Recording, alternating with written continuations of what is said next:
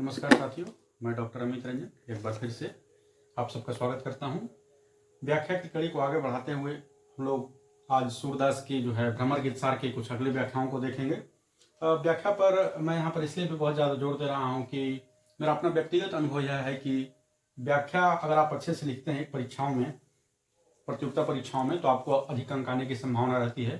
खुद 56वीं 67वीं BPSC mains में हिंदी साहित्य में मैंने व्याख्या, वह पहला प्रश्न था, सबसे पहला प्रश्न जिसे मैंने अटेम्प्ट किया था वो व्याख्या ही था, और उस बार मुझे लगभग 75% अंक आए थे हिंदी साहित्य में।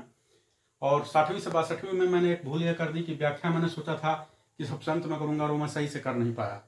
60वीं से 62वीं में मुझे मात्र हिंदी में 53% अंक आए थे। तो इसलिए मैं ये नहीं कहूँगा कि सिर्फ व्याख्या की वजह से ऐसा हो गया, लेकिन मेरे विचार से व्याख्या जो है काफ़ी अधिक अंक दायी है। यह बात अलग है कि मेरा चयन जो है 60वीं से 62वीं बीपीएससी में हुआ, यह खैर व्यक्तिगत है। आप लोग यहाँ पर आइए व्याख्या खंड में। राग नट, जैसा कि मैंने पिछले वीडियो में भी बताया था कि सूरदास के जो पद हैं वो विविध रागों में, राग रागिनियों में निबद्ध हैं। तो यह जो हम लोग व्याख्या करने वाले हैं वो राग नट में लिखा गया है। आए जोग सिखावन पांडे, संदर्भ प्रसंग वही है कि उद्धव जो हैं गोपियों के पास आए हैं, कृष्ण ने उन्हें भेजा है कि जाओ उन्हें योग का ज्ञान देकर आओ। तो उद्धव अपना कुछ ज्ञान दे रहे हैं, जिसके जवाब में गोपियां कुछ कह रही हैं। क्या कह रही हैं? आए जोग सिखावन पांडे, परमारथी पुराणनी लांदे, जो बंजारे टांडे। गोपियां कह रही हैं कि देखो देखो, यह विद्वान, यह चतुर व्यक्ति जो है हम लोगों को योग सिखाने आया है, और इसका योग सिखाना आना जो है वैसा ही है, ऐसा ही है, लगता है जैसे कि कोई परमार्थी व्यक्ति जो है पुराणों की पोथी को, 18 पुराणों को लाद कर हमारे बीच आया हो। वो ऐसा ही घूम रहा है जैसे बंजारा जो है अपने सामान को लेकर घूमता है बेचने के लिए, वैसे ही अपने योग ज्ञान और पुराण के 18 पुराण के ज्ञान को लेकर घूमते फिर रहे हों। यहाँ पांडे में, जैसा कि मैंने पिछले वीडियो में भी बताया था, विपरीत लक्षणा है। यहाँ पांडे से तात्पर्य पंडित या विद्वान से नहीं है, बल्कि मूर्ख व्यक्ति से है। गोपियां जो हैं उद्धव पर व्यंग कर रही हैं कि यह मूर्ख व्यक्ति देखो योग की शिक्षा देने भी आया है, तो किसे? हम कमसीन युवतियों को। उसके आगे गोपियां कहती हैं, हमरो गति पति कमल नयन की, जोग सिखाए के रांडे, कहो मधुप कैसे समाएंगे, एक म्यान दो खांडे। गोपियां कह रही हैं कि योग वो की शिक्षा जो है तुम किसी और को दो, ठीक है, क्योंकि हमारे जो गति है, हमारी जो प्रतिष्ठा है वो तो कमल नयन के साथ जुड़ी है। कमल नयन अर्थात श्री कृष्ण हमारे सब कुछ वही है। और योग कौन सीखेगा? वो वह सीखेगा जिसका कोई नहीं है। यहाँ इसका अर्थ है अनाथ, कोई नहीं है जिसका। करें कि योग वही सीखेगा जिसका कि इस दुनिया में कोई नहीं है। हमारे तो गतिपति सब कुछ जो है वो कमल नयन अर्थात श्री कृष्ण है। और इस प्रकार जब हमारे पास श्री कृष्ण है ही, तो हे मधुप, हे भौरे, तुम भला बताओ तो एक म्यान में भला दो तलवारें रह सकती हैं क्या? यहाँ पर एक म्यान दो खांडे, एक म्यान में दो तलवार, यह जो है लोकोक्ति का प्रयोग यहाँ पर किया है सूरदास ने। और मधुप जो है भौरे के लिए, और वो जो है उद्धव के लिए प्रतीक है। ऐसा कहा गया था कि जब उद्धव आए थे तो उनके साथ साथ एक भौरा भी आ गया था। उद्धव ऐसे खुद भी भ्रमर के ही प्रतीक हैं। उद्धव आए थे तो भौरा आ गया था, तो गोपियां जो थी, कई सारी गोपियों ने उद्धव को घेर लिया, तो उसमें कुछ जो है भ्रमर को भी संबोधित करते हुए कह रही थी, कहू सटपद कैसे खैय तू है, हाथिन के संगांडे, काकी भूख गई बयारी भखी, बिना दूध घृत मांडे। आगे गोपिकाएं कहती हैं कि भला बताओ तो हे भ्रमर कि हाथी के साथ गन्ने को कभी खाया जा सकता है भला? यानी हाथी को जो है गन्ना अत्यंत प्रिय होता है, उसके सामने आप गन्ना खाएंगे तो यह संभव है क्या? वो यह भी बोल रहे हैं, काकी भूख गई बयारी भखी। बयारी, बयार, हवा। बोल रहे हैं कि भला किसका भूख जो है मिटता है? वो हवा खाने से। हवा खाने से क्या किसी का भूख मिटता है? बिना घी, दूध इत्यादि को छोड़ दे, मांडे अर्थात मीठी रोटी। दूध, घी, मीठी रोटी से ही लोगों की भूख जिस प्रकार मिटती है, हवा खाने से भूख नहीं मिटती है। वैसे ही जो है हमारी जो है भूख जो है वो क्या है? श्री कृष्ण के को देखने से हमारे नयनों की भूख तृप्त होगी, न कि तुम्हारे इस योग के ज्ञान से होगी। आगे वो अंतिम में कहती हैं, काहे को झालालय मिलवत कौन चोर तुम डांडे, सूरदास तीनों नहीं उपजत धनिया धान कुमांडे। यहाँ पर हाथिन के संगांडे में भी लोकोक्ति है, और इन दोनों पंक्तियों में काकू काकू अक्रोक्ति अलंकार है, ठीक है। अंत में वो क्या कहती हैं कि हमने ऐसी कौन सी चोरी की है? गोपिकाएं जो हैं वो कहती हैं किससे? उद्धव से, कि बताओ तो भला हमने ऐसी कौन सी चोरी कर दी है कि तुम हमें ऐसा दंड दे रहे हो। योग सीखना जो है, योग ज्ञान की बातें उनके लिए दंड के समान है, ऐसा गोपियां कहती हैं। कि हमने भला कौन सी चोरी की है जिसके दंड में हमें ऐसा दे रहे हो, क्यों व्यर्थ की बकवास कर रहे हो। और सूरदास के शब्दों में गोपियां क्या कहती हैं, सूरदास तीनों नहीं उपजत, धनिया धान कुमांडे कुम्हांडे।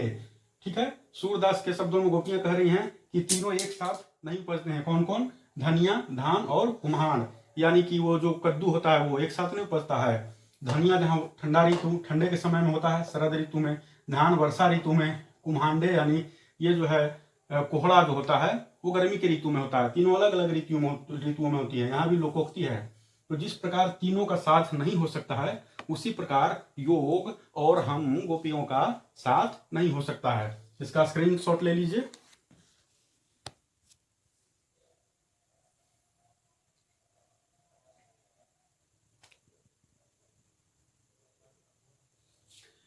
अब हम लोग जो अगला दोहा है,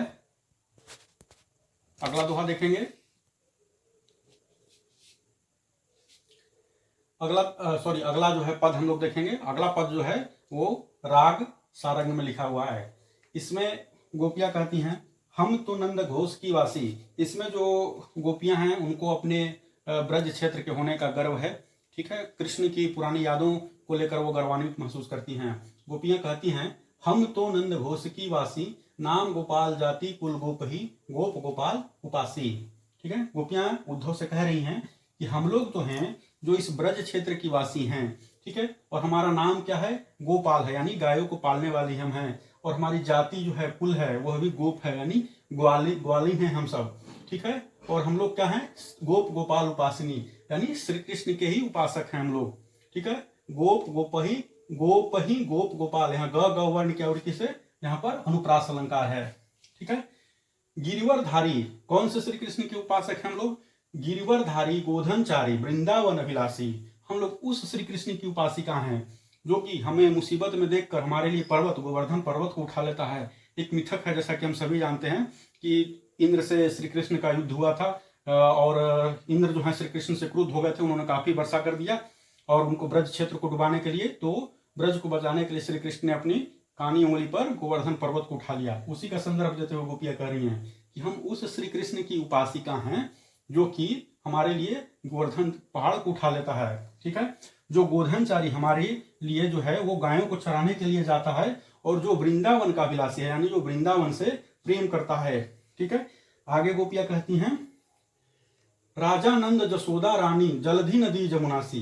वो कहती हैं, वो अपने क्षेत्र पर गर्व करते हुए कहती हैं कि हमारे राजा जो हैं वो कौन से हैं, नंद हैं, और हमारी रानी यशोदा हैं। हम ऐसे क्षेत्र की वासी हैं जहाँ के राजा इतने महान नंद हैं, और जो हमारी जमुना नदी है, जो कि समुद्र के समान जमुना नदी भी यहाँ पर विद्यमान है। ठीक है, प्राण हमारे परम मनोहर कमल नयन सुखरासी, सूरदास प्रभु कहाँ लो अष्ट महा सिद्धिदासी। आगे गोपियां क्या कहती हैं कि हमारे जो प्राण हैं वो किसमें बहते हैं, वो हमारे प्राण जो है बसते हैं किसमें, कमल नयन, अर्थात हमारे प्राण जो हैं श्री कृष्ण में बसते हैं, जो कि सुखों की खान हैं। संपूर्ण सुख जो हैं उन्हीं से उत्पन्न होते हैं। और सूरदास के शब्दों में गोपियां कह रही हैं कि प्रभु कहाँ लो, हम लोग जो हैं इन सब का वर्णन, इन सब का बखान भला कहाँ तक करें, यह हमारी इस जीवा से संभव ही नहीं है। वो श्री कृष्ण जो है क्या हैं, उनकी तो अष्ट सिद्धियां भी महादासी हैं, मतलब दासियों की भी दासी हैं। हम उस श्री कृष्ण की उपासिका हैं। प्राण हमारे परम मनोहर में सारूपा लक्षणा है। इसे देख लीजिए।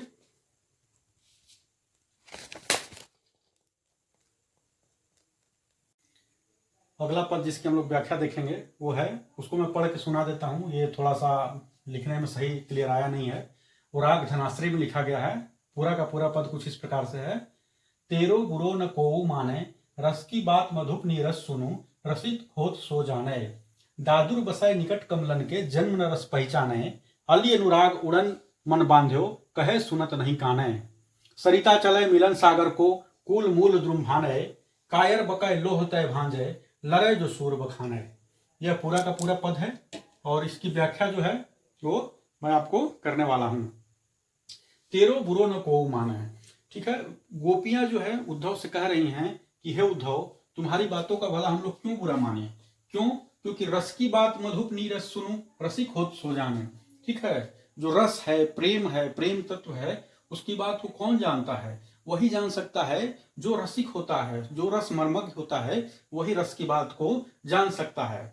उद्धव जो है गोपियों को ज्ञान का, शुष्क ज्ञान का पाठ पढ़ा रहे थे। उसी के जवाब में गोपियां कहती हैं कि तुम्हारी बात का हम लोग बिल्कुल बुरा नहीं मानेंगे, क्योंकि तुम्हारा स्वभाव ही ऐसा है, तुम नीरस व्यक्ति हो, तुम भला रस की बात क्या जानोगे। और वो उदाहरण देते हुए कहती हैं, दादुर बसय निकट कमलन के जन्म रस पहचाने।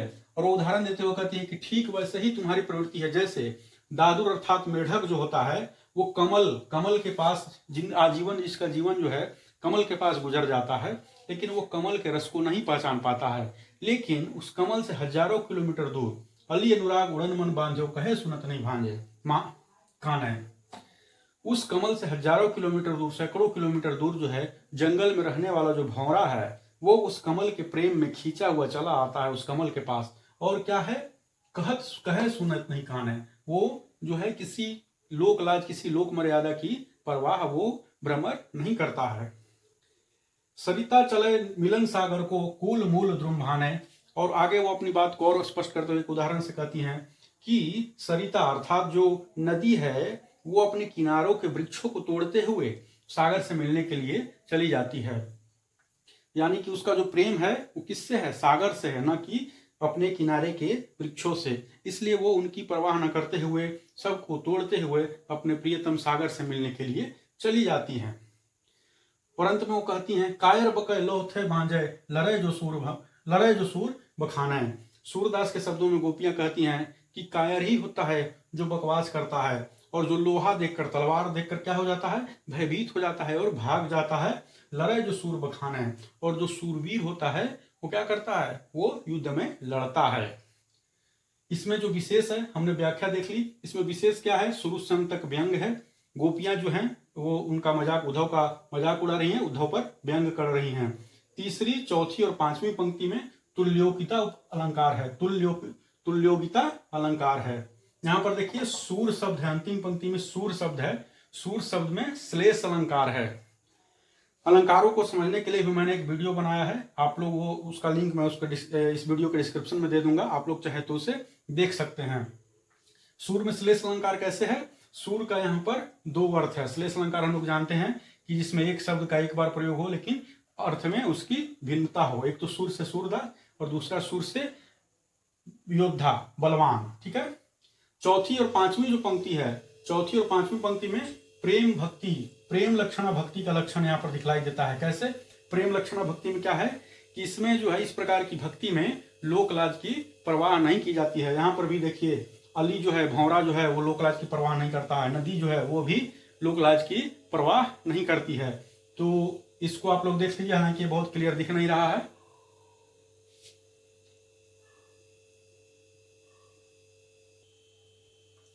अगला पद हम लोग जो देखेंगे वो राग विहागरों में लिखा हुआ है। ठीक है, इसको भी मैं एक बार पढ़ देता हूं क्योंकि इसमें भी शायद आप लोग को स्पष्ट दिखे नहीं। मैं एक चीज़ यहाँ पर क्लियर करना चाहूँगा कि अभी थोड़ा तकनीकी ज्ञान भी कम है, और मेन है कि लॉकडाउन की वजह से सुविधाएं बहुत ज़्यादा मैं अभी जुटा नहीं पाया हूँ। खैर हम लोग आते हैं व्याख्या पर। बरु वह कुब्जा भला कियो, सुनी सुनी समाचार उद्धव, मोह कछुक सिरात हियो, जाको गुण गति नाम रूप हरिहारियो, फिर न जियो, तीन अपनो मन हरत न जानियो, हंसी हंसी लोग जियो, सूर तनक चंदन चढ़ाए तन, ब्रजपति बस कियो, और सकल नागरी नारिन को दासी दांव लियो। यहाँ पर संदर्भ यह है कि गोपियां जो हैं वो उद्धव से कह रही हैं, उद्धव से बता रही हैं कि उस कुब्जा ने बहुत अच्छा किया, जो श्री कृष्ण के साथ उसने जो भी किया, यानी उससे अपने बस में कर लिया, यह बहुत अच्छा किया। कैसे? तो वही वो बता रही हैं कि बरु व कुब्जा भला क्यों। यह जानकर हमें अत्यंत प्रसन्नता होती है कि श्री कृष्ण के साथ जो कुब्जा ने किया वो बहुत ही अच्छा किया है। और जब हम सुनते हैं, सुनी सुनी समाचार उद्धव, जब हे उद्धव, जब हम लोग यह समाचार सुनते हैं कि उद्धव कि श्री कृष्ण जो हैं कुब्जा के प्रेम में किस तरह से फंसे हुए हैं, जब हम लोग यह समाचार सुनते हैं तो वो हमारे हृदय में कुछ कुछ जो है प्रसन्नता होती है। मुंह कछुक सिराथिरो, यानी कि हम लोगों के हृदय में थोड़ी सी ठंड सी पड़ जाती है। जाको गुण गति नाम रूप हरिहारियो, फिर न दियो। श्री कृष्ण ने जिनका भी गुण गति नाम रूप हरि ने, यानी श्री कृष्ण ने जिनका भी हर लिया उनको वापस नहीं किया। वैसे श्री कृष्ण का तीन अपनो मन हरत न जानियो, वैसे श्री कृष्ण जिन्होंने बाकियों का रूप गुण हर लिया और वापस नहीं किया, उस श्री कृष्ण का जो है अपना मन कब हरण हो गया उनको खुद भी नहीं पता चला। और जब श्री कृष्ण की इस अवस्था को लोग देखते हैं तो हंसी हंसी लोग हंसते हैं, लोग उनका उपहास करते हैं। सूर तनक चंदन चढ़ाए, सूरदास के शब्दों में गोपियां क्या कहती हैं कि कुब्जा ने श्री कृष्ण को कैसे बस में कर लिया कि उसने जो है थोड़ा सा कृष्ण जी पर चंदन चढ़ा दिया और बस इतने से वो कृष्ण जो है कुब्जा के बस में हो गए। ब्रजपति बस से क्यों, ब्रजपति को उन्होंने बस में कर लिया कुब्जा ने। यहाँ पर देखिए गोपियां जो है ब्रजपति का ही उपयोग करती हैं, क्योंकि वो मानती हैं कि श्री कृष्ण जो हैं वो ब्रज के ही हैं, ब्रज के स्वामी हैं, न कि किसी मथुरा के। एक और पद में हमने देखा है, कौन नृप भयो कंस की निमारे हो, वो नहीं बोलते हैं हमको नहीं पता कौन कृष्ण राजा बना, वो यहाँ भी कृष्ण को ब्रजपति कहकर संबोधित कर रही हैं। और वो कह रही है कि उस कुब्जा ने तो उन श्री कृष्ण को बस थोड़ा सा चंदन चढ़ाया और बस में कर लिया, जबकि हम लोगों ने अपना सर्वस्व श्री कृष्ण पर न्यौछावर कर दिया था, लेकिन श्री कृष्ण हमारे प्रेम को भूल गए। अंतिम पंक्ति है, और सकल नागरी नारिन को दासी दावलियो। और कुब्जा ने इस प्रकार से जो है श्री कृष्ण को अपने बस में कर लिया और जो सभी नगर की जो नारियां हैं उनके जो है अपमान का या कहिए या उनका जो भी है उसका बदला श्री कृष्ण से ले लिया। इसका दूसरा अर्थ यह भी हो सकता है कि और सकल नागरी नारिन, नागरी मीन्स नगर की चतुर नारियों। तो कुब्जा ने श्री कृष्ण को बस में कर लिया, श्री कृष्ण राजा थे तो इस प्रकार से कुब्जा भी रानी हो गई, स्वामिनी हो गई, और उसने जो है नगर की बाकी जो है इस प्रकार से जब वो स्वामिनी हो गई तो नगर की बाकी महिलाओं की भी वो स्वामिनी हो गई। दूसरा अर्थ इसका यह हो सकता है। इसमें विशेष में एक असूया संचारी भाव है। असूया संचारी भाव के विषय में भी मैंने पहले बताया था व्याख्या के ही क्रम में कि वो वह संचारी भाव है। और संचारी भाव क्या है इसके बारे में भी मैंने बतलाया था। असूया संचारी भाव ऐसा संचारी भाव होता है जिसमें दूसरे के कष्ट को देखकर स्वयं को आनंद की अनुभूति होती है। इसको देख लीजिए एंड आई होप आपको ये वीडियो कुछ तकनीकी समस्याओं के बावजूद ठीक ठाक लगा होगा। व्याख्याएं मैं आगे से वादा करता हूं कि इसमें काफ़ी सुधार करके आपको और अच्छी से अच्छी वीडियो लाने का कष्ट लाऊंगा। तब तक आप इसको देखिए, सीखिए, समझिए, लाइक, सब्सक्राइब और शेयर कीजिए। Thank you.